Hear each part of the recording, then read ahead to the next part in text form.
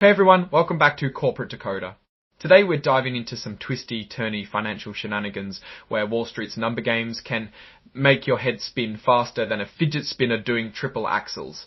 We'll be looking at the SEC filing from Investment Managers Series 2 to decode the upcoming Trudder ETFs and find out if they're a good idea or a disaster waiting to happen. But first, if you're tired of financial doublespeak and want the real deal, subscribe to the channel. Plus, join our awesome Discord community for even more in-depth discussion. Link is in the description. So let's get started.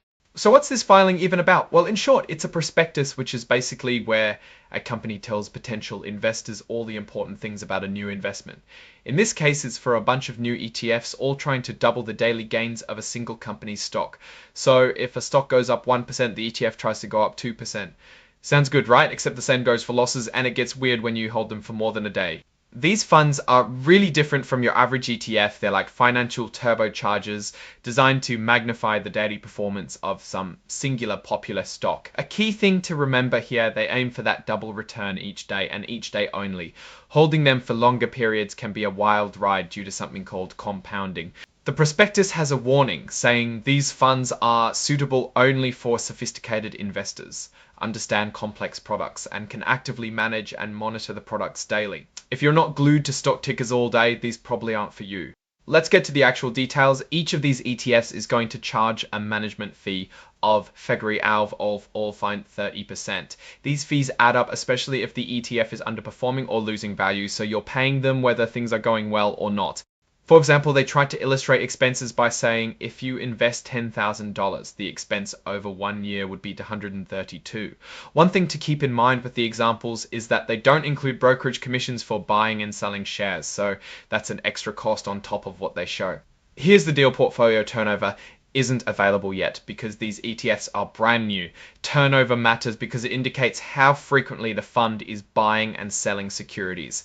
Higher turnover means more transaction costs and potentially higher taxes for you. Each ETF focuses on trying to double the daily gains for a single company, and they are AST SpaceMobile, Constellation Energy, CoreWeave, Datadog, GE Vernova, Intuitive Surgical, Lam Research, Cloudflare, NuScale Power, and Cantor Equity Partners. Let's break down the AST SpaceMobile ETF since that's the first one discussed. The goal is to deliver 2 times the daily performance of this company, AST SpaceMobile. They plan on doing this by using financial instruments called swaps and also purchasing things like listed options. OS is a company aiming to launch a space-based cellular broadband network.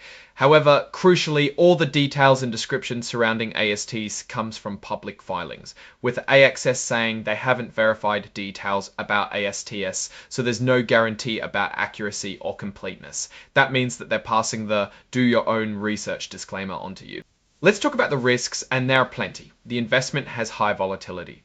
That means that the value of the fund's investment could change unpredictably. They even explicitly state you have to be willing to lose your entire investment. If you panic easily, these are not the products for you. There's a table showing AST volatility during the 3 past years, and it's 116.6%. This is before the fund even exists, so imagine how volatile it could be. That said, past performance is not indicative of future results, so only time will tell. Because these ETFs use swaps, the fund is reliant on deals that it is making with third parties, also known as counterpart risks. That means if one of these companies fails to honor these third-party contracts, you could lose money. The world is also getting more dangerous with current wars and terrorism, which can influence long and short-term markets greatly. These are called recent market events. Adding cybersecurity, this can all lead to an effect on investments. Make sure you realize the outside impact of the world with these products and how events and market sentiment may greatly affect investment. So while the funds are new and we can't look at past performance, this is the website where you can find information about it. Moving on to the Trader 2X Long CEG Daily ETF, which tries to double the daily gains for the Constellation Energy Corp. Again, this is not something to hold for longer than a day. CEG is the ticker for Constellation Energy. The prospectus says Constellation is the nation's largest producer of emissions-free energy. But again, no one's checking if that's actually true for the ETF, so you should. The annualized volatility rate for Constellation Energy till the end of 2024 was about 44%. The returns were 78%. Remember, CEG volatility and performance are not indications of what CEG volatility and performance will be in the future. One particular risk is the utilities sector risk, where various factors such as high interest costs, capital compliance with environmental regulations, and potential losses from developing deregulatory environment may cause huge losses. Switching over to CoreWeave, also listed on the Nasdaq. What you need to remember is the key details are the same with each ticker change to a new company. As the most recent data from the report, CWRV's total returns from March 25 to June 30 in 2025 were 23,415.6%. That is an insane number, but volatility was really high, so make that what you will. Focusing on Datadog, remember all the same risks are still part there. According to the filing, Parker Binion and Travis Trampey manages all of the funds individually. What a great place to end. Each of these funds has potential for loss when it comes to cybersecurity incidents and recent market events. Be aware of these issues before diving in. Now, what's my final take on this prospectus? Alright, so here's the deal. This filing paints a picture of incredibly speculative ETFs. They make no bones about it. These are for experienced traders only. The risks are significant and the potential for loss is very real. They may not even be suitable for the average seasoned investor. Here's the scary bottom line if you've watched any of my videos. You know how I like to play conservatively.